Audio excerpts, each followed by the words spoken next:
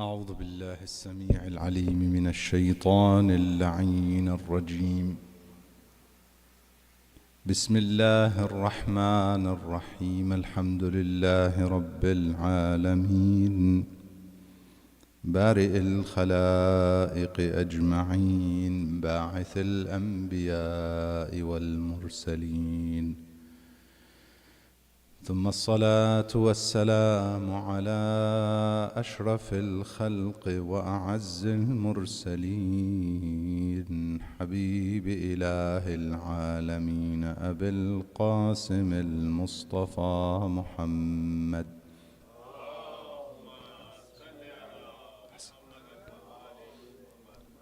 وعلى آل بيته الطيبين الطاهرين المعصومين المنتجبين، سيما بقية الله روحي وأرواح العالمين له الفداء. قال الله الحكيم في محكم كتابه الكريم: بسم الله الرحمن الرحيم.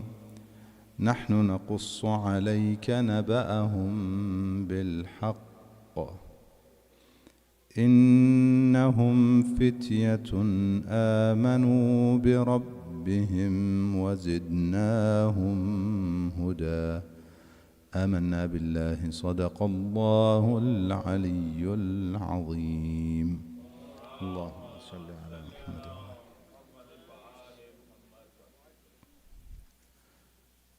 عظم الله أجورنا وأجوركم بمصابنا بأبي عبد الله الحسين عليه السلام.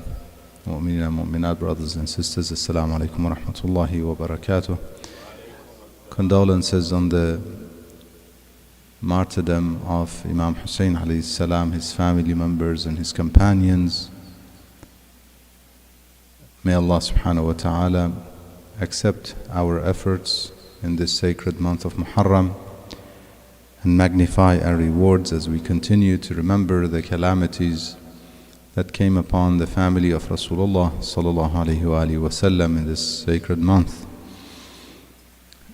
Just a quick refresher on the discussion that I began with last night, and inshallah I'll continue from there before we have our majlis or masa'ib, inshallah. The discussion that I started was on how we should bridge the gap between the elderly and the youth in the community in order to minimize perhaps a phenomena that most communities are facing, most religious groups and centers are facing, which is the disengagement of their youth. And the sooner we address this and the sooner we understand and address this problem, the easier we can fix it and perhaps remedy the issue. Otherwise, it could become much more difficult to address or to remedy. So inshallah, with wisdom, as believers should be wise. Al-mu'minu kayyisun fatin. A believer should be wise and sharp and forward thinking. Think ahead. This is how Ahlul Bayt were and taught us to be. Inshallah, we follow their path.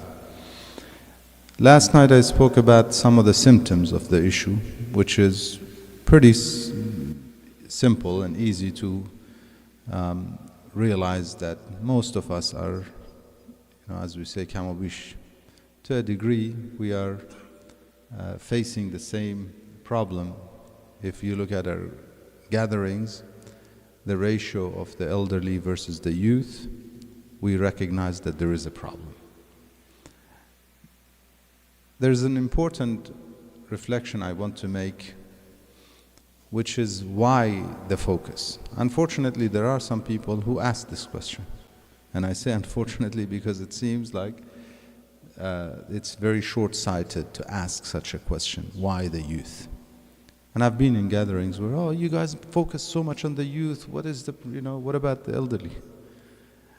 And some people say the youth are the future. The reality is youth are the present before the future, not just the future. If we look at the ratio of the society, it's like communities who don't want to utilize the strength and the power of women. Any community that undermines the status and the power that the woman can bring into their community, they are like one who's trying to clap with one hand. Yeah? Handicap. Realistically, it's very weak. Now, if you look at the ratio of our society, without them, we are eliminating 60-70% of our community. Depends on what you would consider youth. We're eliminating a lot of our community members. That's the reality. So we're not only talking about the future. We're talking about today. We're weaker. We could do so much more if we had them involved. Rather than thinking, well, why only them? No. In fact, most of what we do as families, especially Eastern families, we do it for our children. A lot of the Western families, the focus, many of them, I won't say all, many of them, the focus is themselves. They want to enjoy life. Okay? You wouldn't see them worried so much about what am I going to leave for my children. This is very Eastern, if you would agree with. I've spoken to many people. It's very Eastern that one would worry so much about what am I going to leave behind for my children. Imam Ali alayhi salam, Allahumma salli ala Muhammad. He says the best thing that you leave for your children as inheritance, يورث الآباء الأبناء خير ما يورث. The best thing that you leave them is discipline, adab, etiquettes, ethics, morals, goodness, humanity. This is the most important thing, not some monetary things that often they would perhaps use against you. You would wish that they would do something good with it. In most cases, whatever comes easy comes with the wind, goes with the wind. The most important thing to give them, rather than worry so much about, what am I going to leave behind for them in terms of assets and perhaps estates and so on, worry about how much education, discipline, and not only about education as in things that would benefit them in this world. Unfortunately, this is another mistake many families make. They focus about education, worldly education, in the sense that, and I've had families that they delay the marriage of their children because he has or she has to finish their studies. And one, which is what protects them, marriage is what protects them against shaitan. من تزوج في حداثة سنه. This is a problem that's becoming worldwide. It started perhaps from certain part of the world, but now it's contagious, and families are delaying marriages. In the Middle East it's happening. As a result, eventually when they come to the age of marriage, they don't know how to live with each other. And therefore the rate of divorce is much higher. Contrary to how they think, it's, if they're older, they're more mature, they know how to. No, that's not how it works. And practice shows. The hadith says whoever gets married early in their youth would be protected from 2/3 of the arrows of shaitan. فَقَدْ كُفِيَ ثُلُثَا سِهَامِ الشَّيْطَانِ. 2/3 of the arrows of shaitan. Please, my dear brothers and sisters, don't think that they have to finish their studies, graduate, get a career and all that. They can do it together. They've done that in the past and they can do it now. We've done that in the past, or our ancestors did that, and it can be done. And that's how they do it in perhaps religious groups. They have some sort of relationship. They don't call it marriage. Yes, but they maintain that relationship along with their studies. Why can't we be married along with our studies like they did in the past, like our ancestors and our parents, many of them did in the past? Now the reason I'm bringing this up, or this came up, is because often our focus is worldly. We think for their worldly benefit, it's best to what? To make sure they study, finish their studies, start their career. We do all of that for worldly benefits. Do we protect them against shaitan? How much? Do we make sure that they're getting educated and disciplined? It's not just education, it's training. Education and training when it comes to their ethics and morals and their religious understanding of their theology, understanding of Islamic principles, Islamic ethics. How much time do we spend doing that? So again, the most significant thing that we should focus on for our youth is to make sure they're participating in what builds their akhirah. Therefore, we do not end with us. Our faith, our religion, our principles, our allegiance to the Ahlul Bayt, our allegiance to the Imam of our time, Ajjalallah Ta'ala Farajahu Sharif. Allahumma salli ala Muhammad. It does not end with us. Inshallah, it continues on. So how can we ensure it continues on? Let's work on it and let's brainstorm. This is only what I'm sharing tonight, inshallah, or last night and tonight, is only the kickstart, if you wish. It's only just to get us started. But we should have workshops, we should have discussions, brainstorming gatherings, to see how can we get more and more youth involved, so that this journey, or the efforts that we're making in keeping alive the school of Ahlul Bayt, this legacy continues, inshallah. Last night I spoke about some of the symptoms. I spoke about some of the possible reasons. I mentioned the language barrier, making sure that whatever is recited is in a language that the youth understand. Okay. Even when it comes to recitations, I leave it up to the mu'mineen to sit and discuss how we're going to implement that. Because I personally like reading Dua Kumail in Arabic. I personally like it. But what is the point if my children don't understand? So should we have multiple sessions at the same time, multiple languages, or Arabic and then another one in English? Should we have the main one in English and we read along with it in Arabic as we sit with them? I personally can sit and read along with it.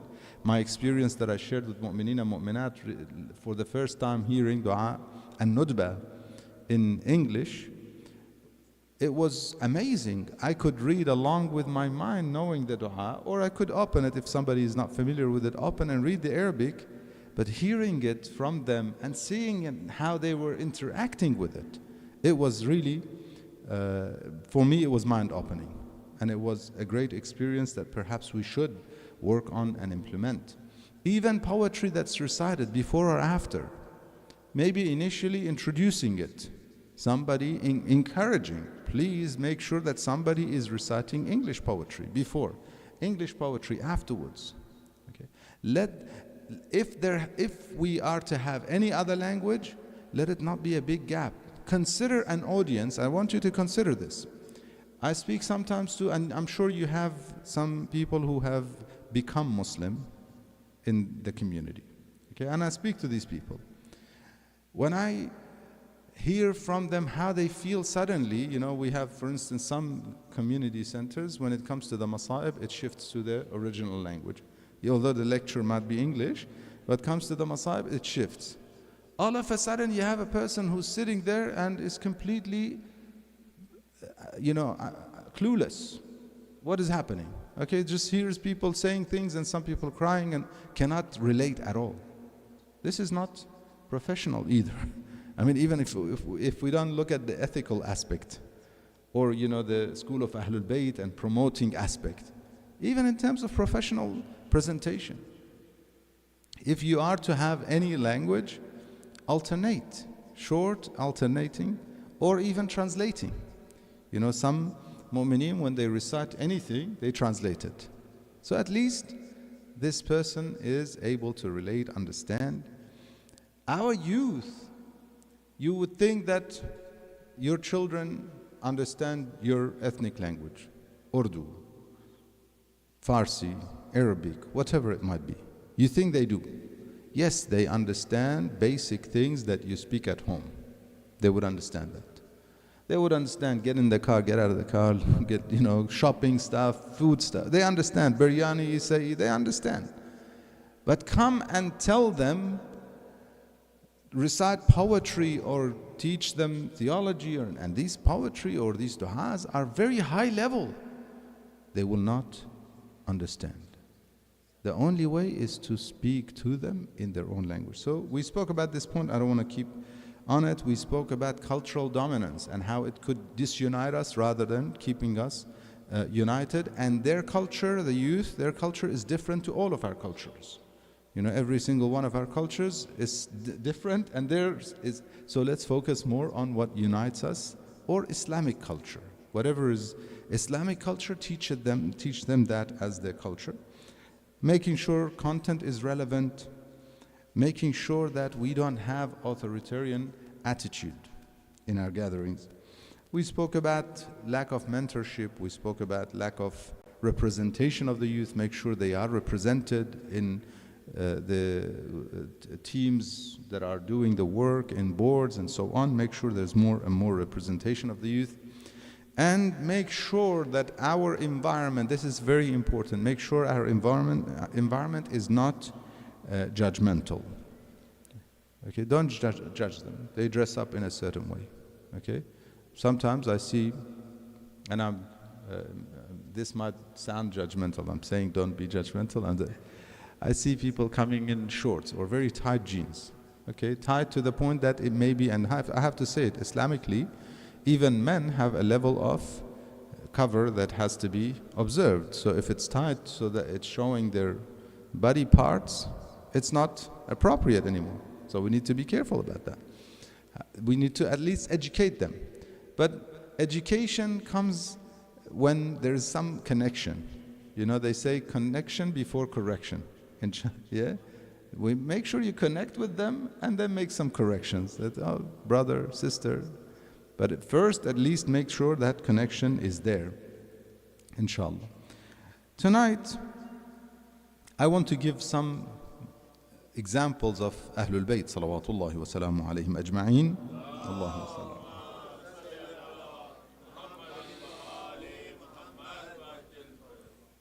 I will also then give some examples of what we could be doing. I gave some, but inshallah in brief, a few more perhaps practical examples. In the lives of Ahlul Bayt, before we get to that, I began with this ayah from Surah Al-Kahf. There is a lot of emphasis in the Holy Quran on and the hadith on the term fata or fitya. Fitya or fata refers to young, but not necessarily just young in age. Also the term also includes certain qualities with it. Energetic, even courageous, having some courage, So for instance, when it came to the story of Nabiullah Ibrahim, his people said, ala nabina wa alayhi salam, his people said, we know of fatan, yuqal lahu Ibrahim, a fata, a young man. Here, not just a young man as a young man, but young, courageous, outspoken, that he used to speak ill of their idols. This was the example then. The story of Ashabul Kahf, Ashabul Kahf, Allah subhanahu wa ta'ala says, إِنَّهُمْ فِتْيَةٌ. This is the ayah I began with. إِنَّهُمْ فِتْيَةٌ آمَنُوا بِرَبِّهِمْ وَزِدْنَاهُمْ هُدًى. They are fitya. Again, fata is young, but not necessarily very young. It could be, middle-aged even. But in terms of courageous, having the qualities of a young man. Okay, energetic, courageous, strong, outspoken. So they are fityatun. They believed in their Lord, and God says, وَزِدْنَاهُمْ هُدًى. Guidance is from Allah subhanahu wa ta'ala, but we have to take some steps for it. They believed, they took some steps, Allah subhanahu wa ta'ala increased them in guidance. So back to the way Ahlul Bayt salawatullahi wa salamuhu alayhim ajma'een. Allahumma salli ala.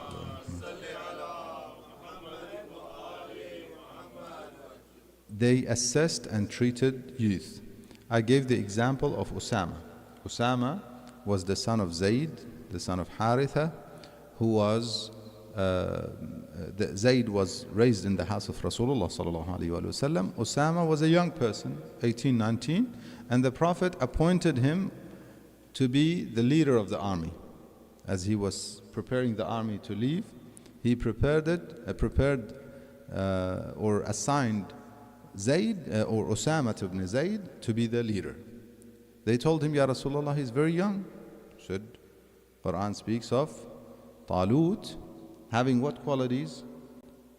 Knowledge and strength. Bastatan fil ilmi wal jism. Strong, knowledgeable. In other words, has the skills or what it takes to be in that position. It doesn't matter what age. So again, if we get our youth to participate and have them assign certain things to them, perhaps they'll do it better than some of us. That's the reality. They have the time, they have the energy, and they will be able to do it. And again, they have the numbers. We can try, but if they don't bring each other, we will always lack in the numbers. So we see that example. Another example is what we see in the character of another one of the companions of Imam Sadiq alayhi salam, or students. Allahumma salli ala. One of his students who was very young, Hisham ibn al-Hakam, was very young.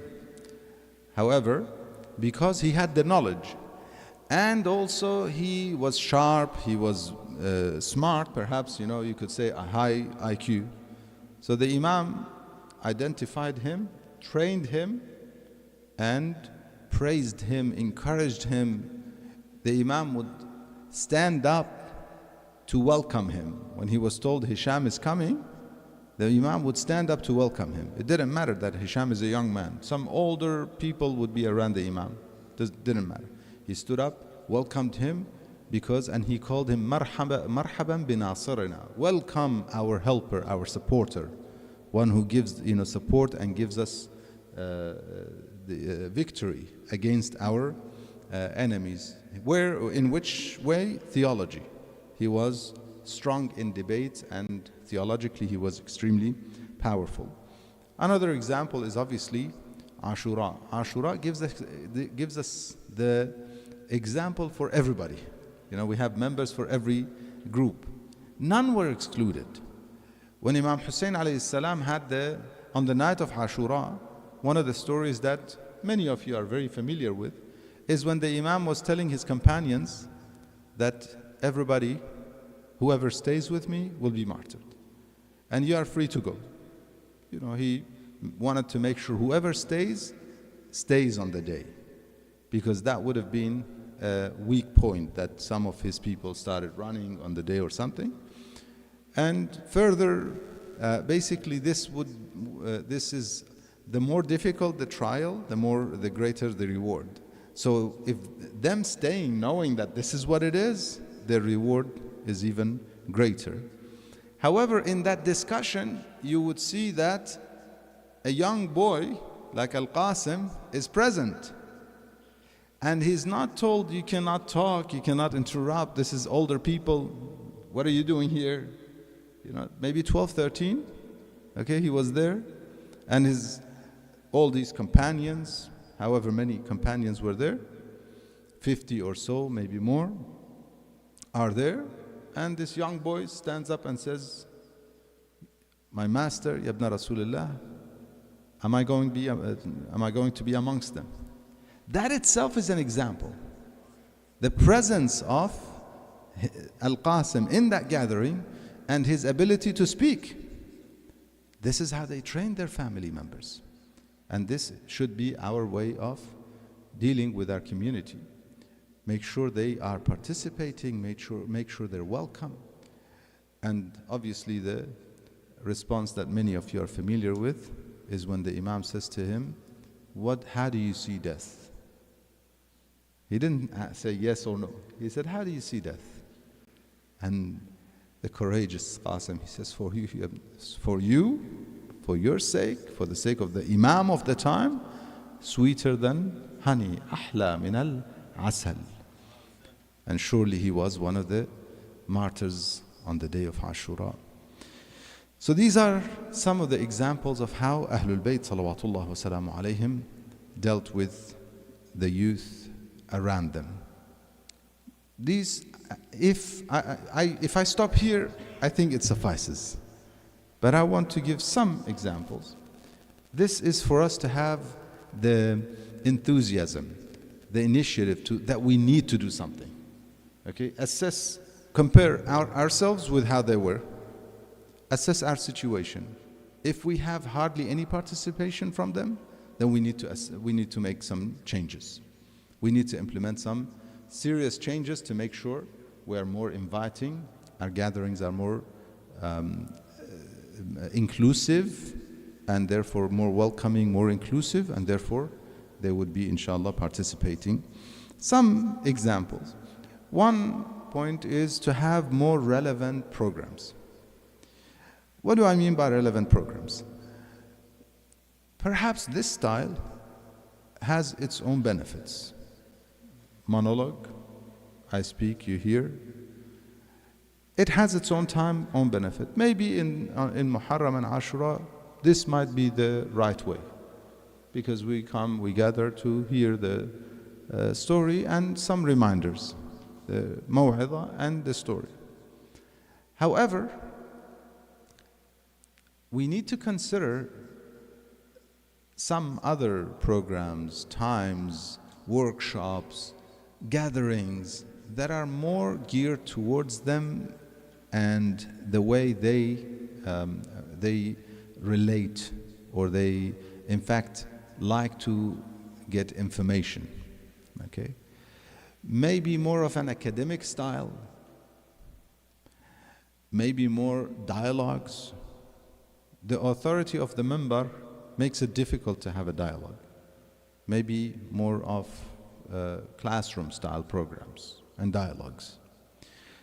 Maybe more Q&A sessions. Sometimes we hold in our centers, we hold Q&A sessions, and they're so popular. And people tell me afterwards, we learned so much.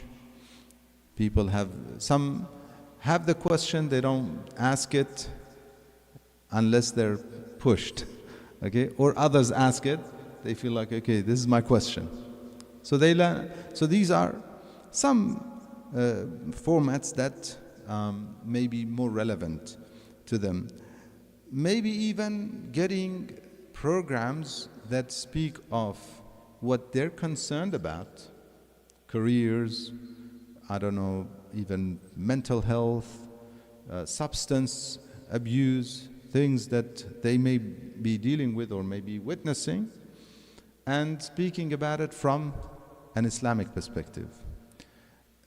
Bring even professionals, have even a panel, discussions where from an Islamic perspective, from a scientific perspective, professionals, how to deal with these issues and so on. So more programs that would be relevant to them based on where they're at in life and what they're trying to achieve and so on. One of the important issues to address, and perhaps It could be in the format of a workshop, discussion group, whatever it might be. The identity crisis or identity issue. One of the challenges that they face is identity and displaying their identity. Now, boys have it easier. They don't have a specific dress code that yells out. Okay? Realistically, our girls are in a more challenging situation. It's more difficult. We cannot deny that. They go to school. Once they get into the age of hijab, they're questioned all the time. Depends on which schools, which area they go to. We need to help them. We need to actually, parents should go and be proactive, speak to teachers, speak to the school to have some gathering. I know some parents who went to the school and asked them that I want to speak to the students, not just, to the teacher. No, I want to speak to the students about why we wear hijab, explaining to them, give some strength to their child in what they're facing, because they would be facing difficulty in mixed environments. So these issues cause some of them to struggle. And then they have this identity crisis. In the community, they don't want to share anything. One of my children had a show and tell. I don't know if you know what, yeah? And it was Muharram, so I told him, show this headband. It's a thing that they take to school and show what it is and talk about it, okay? Some could take a toy or whatever it might be. So I told him, take a headband and show it and talk about it. This is the Muharram for us. And believe it or not, it was an Islamic school, but the teacher was not a Muslim. And my child found it difficult, refused. I can't do it. My teacher is not a Muslim. Okay. Even to a teacher who's not a Muslim, despite the class being Muslim, to show something that's different, okay, something that they don't understand, okay, was difficult. Now consider if the whole classroom were non-Muslims, non-Shia, non-Muslim, and he has to go and speak about that. So normally they go at school, it's Muharram for example, we're crying at night, wearing the black and so on. They go at school, it's different. Okay, this is an identity crisis. Okay, how should they handle it? We need to help them with it. We need to have workshops. So these workshops help them and are more relevant to them, having such gatherings. Other issues even in terms of getting them involved in perhaps a food drive, okay, feeding, connecting with the outside community in a controlled environment, if you wish. Okay, so we are a Muslim group, we're feeding in the name of Imam Hussein alayhi salam, and we're meeting average Joe, locals. Yeah. So that is a way of even dealing with the identity crisis, and also things that they like to get involved in. Okay, when you do things like distributing water, giving food, even some mu'mineen get involved in giving flowers on, for instance, the birthday of Rasulullah sallallahu alaihi wasallam. Allahumma salli ala Muhammad. You'll find that, or on the 15th of Sha'ban, for example, giving out flowers in the name of Imam Mahdi ajalallah ta'ala farajahu sharif. Allahumma salli ala Muhammad. You'll find that they get excited about these things, getting in the park and, dressing up nicely, giving flowers. They get them involved in what is more relevant to them, programs that are more relevant. I spoke briefly about the language and format of programs.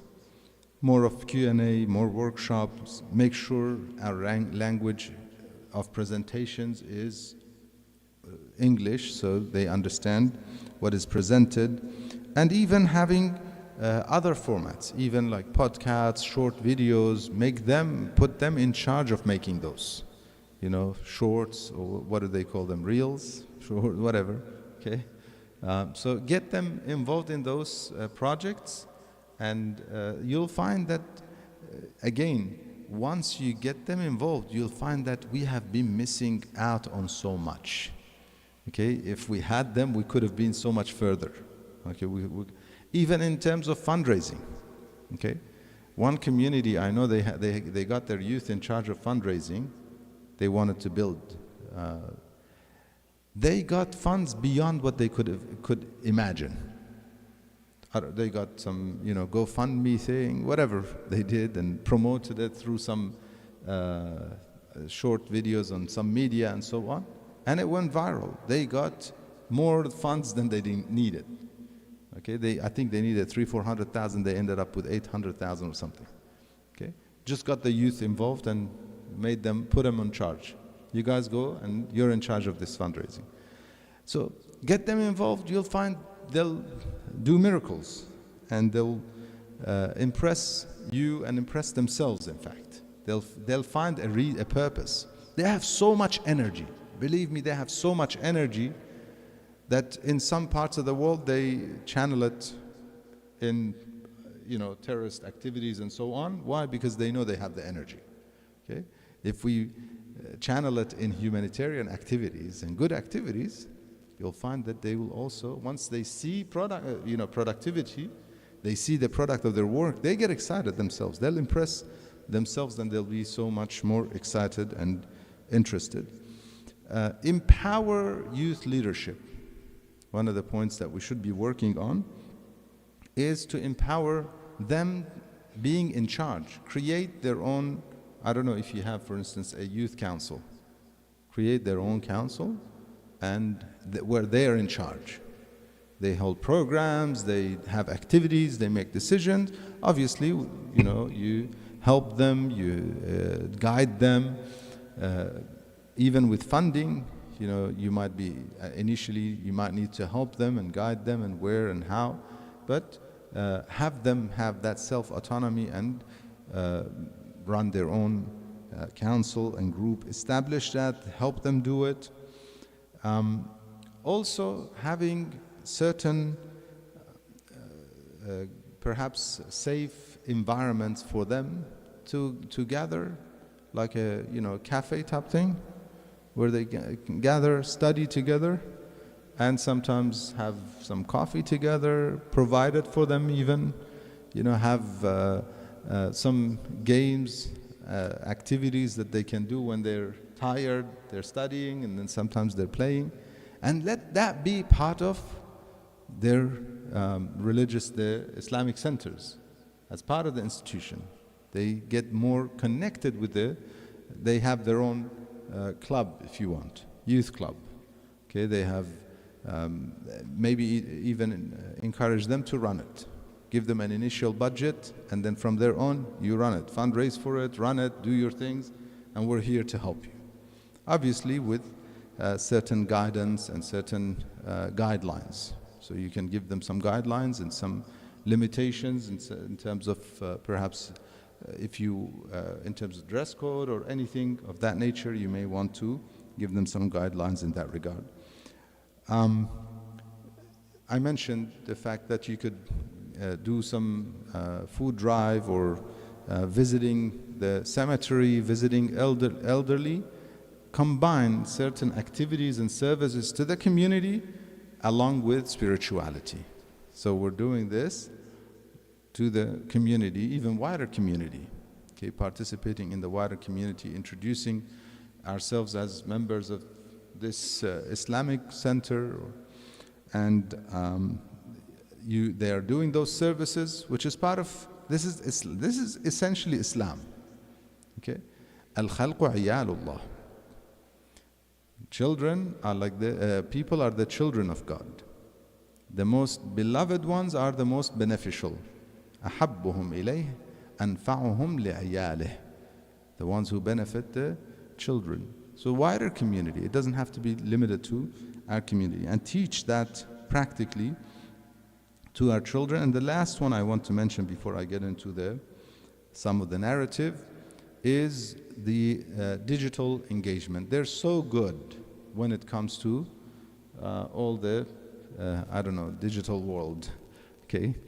And if we utilize that, Okay, put them in charge of certain media outlets that each of them would be, or as a team, they would assign each to be in charge of some media outlet and work on it.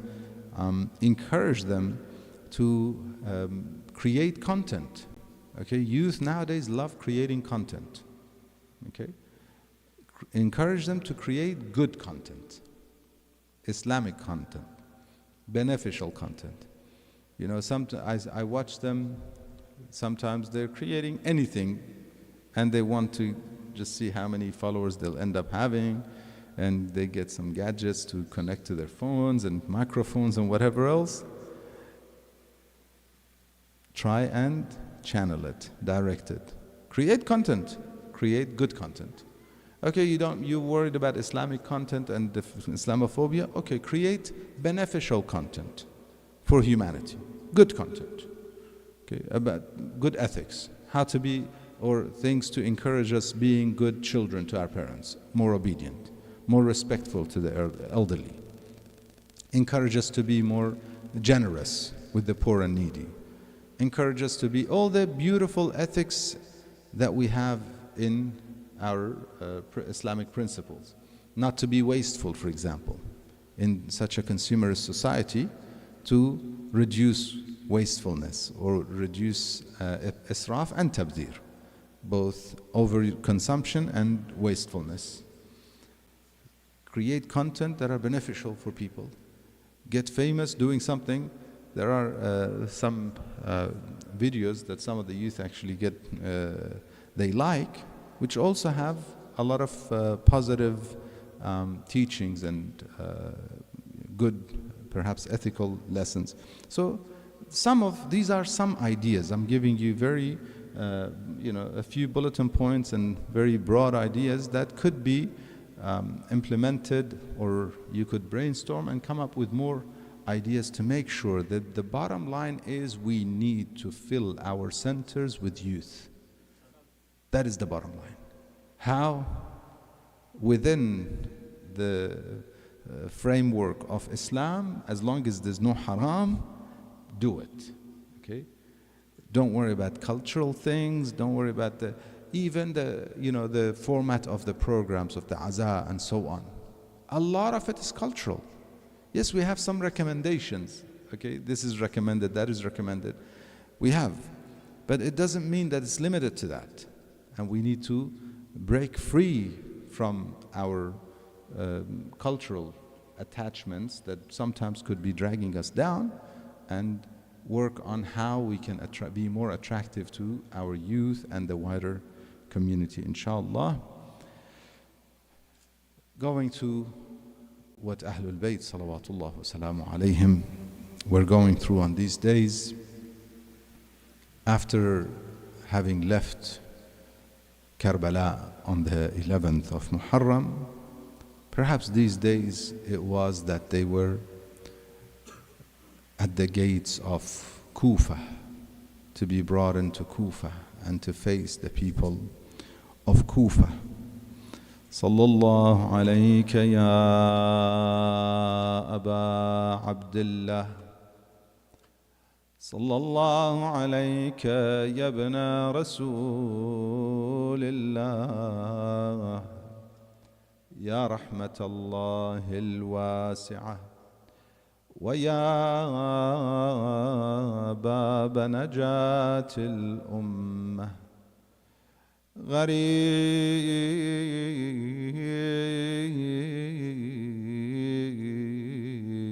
يا مظلوم كربلاء. سيدي يا ليتنا كنا معكم فنفوز فوزا عظيما. Imam Sadiq alayhi salam was asked, what do we say when we remember the Imam? If we want to be with his companions, he said, whenever you remember them, say, Ya laytana, we wish we were with you. so we would achieve the greatest victory. لهفي لجسمك في الصعيد مجردا، عريان تكسو الدماء ثيابا. Alas, your body on the plain lay bare. They left behind the bodies unburied, none shrouded, unclothed save blood, your only cover. ترب الجبين وعين كل موحد، ودعت لجسمك لو تكون ترابا. Your dust-streaked brow, each monotheist's eye, long to dissolve into that soil and die. لهفي لرأسك فوق مسلوب القناة، يكسوه من أنواره جلبابا. Alas, your head upon a plundered spear, clothed in the radiance all souls revere. يتلو الكتاب على السنان وإنما reciting Quran upon the pointed lance. رفعوا به فوق السنان كتابا. One of the people of Kufa, he says, he was known as Muslim al-Jassas. He narrates, he says, Ibn Ziyad invited me to come and fix his castle. As I was there doing my work, I heard calls, loud calls in the city of Kufa. He says, فَأَقْبَلْتُ عَلَى الْخَادِمِ. I came to one of the servants in the castle. I asked him, what is happening in Kufa? He says, they brought a head of a Khariji, a man who rose against the Imam of his time. Who is this Khariji? I asked, Man hadha al-Khariji? He said, Al-Husayn ibn Ali alayhim as-salam. He says, I was fearful of being known. I walked out of that room. I hit my face so much, I was worried about losing my eyesight. وَلَطَمْتُ وَجْهِي حَتَّى خَشِيتُ عَلَى عَيْنِي. He says, I walked out of the castle. I came out to watch with the people. Suddenly we see some spears with heads above them. Then camels following, carrying some ladies. These are the ladies from the children of Rasulullah. This is the captivity of Zainab. One day her father, Amir al-Mu'mineen, was the leader in the city of Kufa. She was a teacher of Quran in the city of Kufa. Yet one of the narrators says, I went closer to the head of the Imam. Imam al-Husayn's head was reciting the Quran. He was reciting the ayah in Surah Al-Kahf, when Allah subhanahu wa ta'ala says, do you consider the people of the cave to be amongst our wondrous signs? أم حسبت أن أصحاب الكهف والرقيم كانوا من آياتنا عجبا. I said, he said, the narrator says, I said, oh, your head, oh son of Rasulullah, is more wondrous. يتلو الكتاب على السنان, reciting the Quran while on the head of the spear. Then the Imam Zainul Abidin alayhi salam delivered a speech, a fiery speech. He eventually said to the people, لو أننا ورسول الله يجمعنا يوم القيامة ما كنتم تقولون. If we were to be gathered with Rasulullah on the day of judgment, what would you say? تسيرون على الأقتاب عارية كأننا لم نشيد فيكم دينا.